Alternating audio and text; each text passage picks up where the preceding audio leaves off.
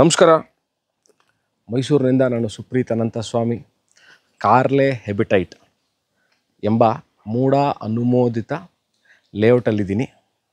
ಮೈಸೂರು ಶ್ರೀರಾಂಪುರ ಮತ್ತು Ningabuddi Palya ring road, Mysuru Srirampura ring road ಅಥವಾ Ningabuddi Palya ring road, Mysuru ವಿಶ್ವವಿದ್ಯಾನಿಲಯ ನೌಕರರ ಬಡಾವಣೆ, ಇದರ ಮೂರು ಮಧ್ಯದಲ್ಲಿ, ಅಂದರೆ ಈ ಮೂರು ಜಾಗಗಳ ಮಧ್ಯದಲ್ಲಿರುವಂತಹ ಲೇಔಟ್ ಇದು. ಸುಮಾರು 15 ವರ್ಷಕ್ಕೂ ಹಳೆಯ ಬಡಾವಣೆ, more than 15 years old layout. Mysuru ನಗರಾಭಿವೃದ್ಧಿ ಪ್ರಾಧಿಕಾರದಿಂದ ಮಾನ್ಯತೆ ಪಡೆದಿರುವಂಥದ್ದು. This is a MUDA approved residential layout. Mysuru ಮಧ್ಯಭಾಗದಿಂದ ದಿಸ್ ಏರಿಯಾ ಕಾರ್ಲೆ ಹೆಬಿಟೇಟ್ ಅಂತ ಏನು ಹೇಳ್ತಾ ಇದ್ದೀನಿ, ದಿಸ್ ಈಸ್ ಅಬೌಟ್ 12 ಕಿಲೋಮೀಟರ್ಸ್ ಆಗುತ್ತೆ. Around 20 minutes drive. ನೀವು ಮೈಸೂರು ಹೆಸರಾಂತ ಬಡಾವಣೆಗಳಲ್ಲಿ ಒಂದಂತಹ ದಟ್ಗಳ್ಳಿ ರಿಂಗ್ ರೋಡ್ ಹಾದು ಬರ್ಬೋದು, ಅಥವಾ ಶ್ರೀರಾಂಪುರ ಮೈಸೂರು ವಿವೇಕಾನಂದ ನಗರ ಸರ್ಕಲಿಂದನೂ ಸಹ ಇಲ್ಲಿಗೆ ರೀಚ್ ಆಗ್ಬೋದು. ಎರಡೂ ಸಹ ಅಷ್ಟೇ ಅರೌಂಡ್ 12 ಕಿಲೋಮೀಟರ್ಸೇ ಆಗುತ್ತೆ. ಮೈಸೂರು ವಿವೇಕಾನಂದ ನಗರ ಸರ್ಕಲಿಂದ ಯಾಕೆ ಇದನ್ನು ಹೇಳ್ತೇನೆ, ವಿವೇಕಾನಂದ ಸರ್ಕಲ್ ಅಂದರೆ to be precise about the landmark of this location. About 4 kilometres from Vivekananda Nagar circle. ನೀವು ನೋಡ್ಬೋದು ವಿಡಿಯೋದಲ್ಲಿ. ಈಗ ನನಗೆ ಗೊತ್ತಾಗಿರುವಂತಹ, ನನಗಿರೋಂಥ ಇನ್ಫಾರ್ಮೇಷನ್ ಪ್ರಕಾರ there are more than 50 to 60 houses, ಅಂದರೆ 50ರಿಂದ 60 ಮನೆಗಳು ಕಟ್ಕೊಂಡು ಈಗಾಗಲೇ ವಾಸ ಇರುವಂತಹ ಲೊಕೇಶನ್. ಯಾಕೆ ವಿಚಾರ ಹೇಳಿದೆ ಅಂತಂದರೆ, ನೋಡಿ, ಒಂದು ಸರಿ ಹೆಬಿಟೇಟ್ ಕ್ರಿಯೇಟ್ ಆಗಿದೆ, ಮನೇಲಿ ಜನಗಳಿದ್ದಾರೆ, ವಾಸ ಇದ್ದಾರೆ ಅಂತಂದರೆ you can take one thing into consideration. ಯಾವ್ಯಾವುದು?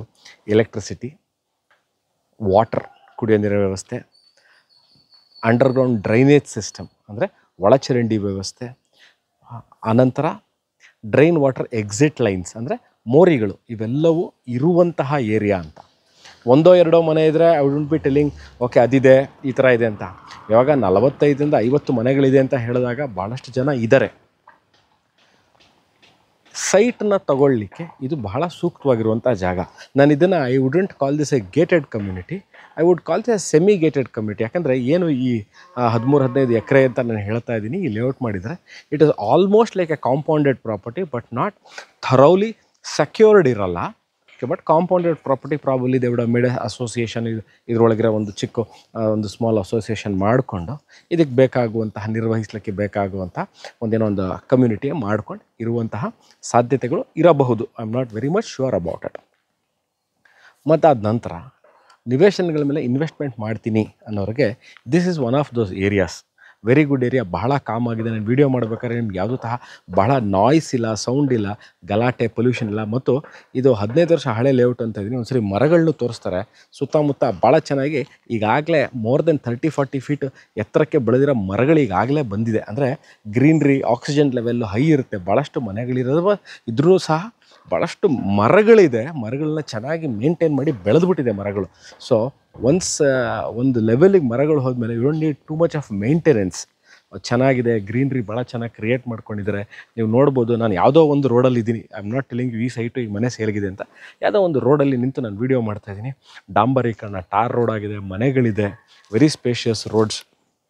ಆಕ್ಸೆಸಿಬಿಲಿಟಿ ವೈಸ್ ಅಷ್ಟೇ ದಟ್ಗಳಿಂದ ಬಹಳ ಈಸಿ ಇಲ್ಲಿಗೆ ಬರಲಿಕ್ಕೆ, ಅಥವಾ ನೀವು ಶ್ರೀರಾಂಪುರದೂ ಭಾಳ easy, exit and entry easy. Mysuru university layout ಪಕ್ಕದಲ್ಲಿರುವಂಥದ್ದು, ಭಾಳ ಚೆನ್ನಾಗಿರುವಂತಹ ಏರಿಯಾ.